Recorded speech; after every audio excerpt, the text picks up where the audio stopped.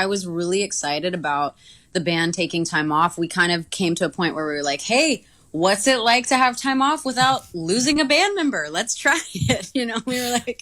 We were sort of just ready to experience adult life at home. The three of us we grew up together, and yet it's been a really long time since we were just friends. So we all went home and just got to do that. But I also think that what happened for me is sort of this emotional whiplash where I was going through so much before we released After Laughter. And, as problems do, they sort of stay and wait for you if you don't figure them out. We came back home and life got a little quieter.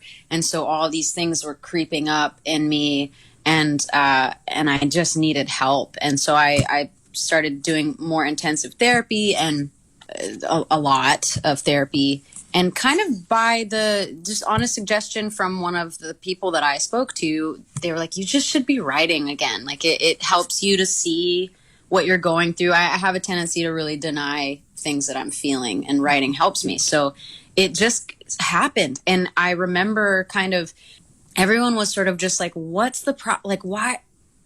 What's the you make music, just do it and we'll support you. Doesn't really matter if it's nothing, and it doesn't matter if it's everything. Just do it and see where it goes. And then, obviously a lot in between, but now today here we are, and there's this song, and now it's real. And I don't know, I'm still shocked by it, but I'm so proud. So you take your advice from your friends, you go and you start writing, and this kind of cathartic process of just getting what's in your head out on paper. And then you have that wonderful experience of being able to look at what you've done and being like, oh, okay, this is how I feel and this is who I am. I always find with writing, it's so incredible like that. When did you then start going, okay, I'm going to make this into something? Probably when it became 4 or 5 songs, I was like, oh yeah, it's a thing. It's a thing. This is a thing.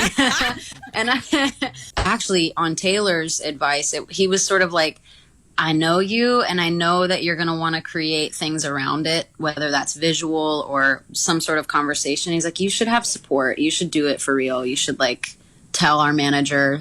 And I called Mark, and I was like, Mark's been working for us in the entirety of our career. And I cold called him. I was like, so solo album?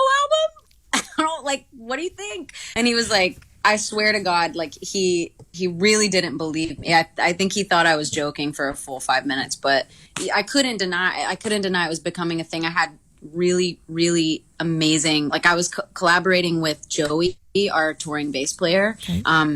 Kind of randomly, just because we were hanging out all the time. And then I wrote a little bit with Taylor, and it just kind of, it just became it just became a thing I couldn't pretend it wasn't.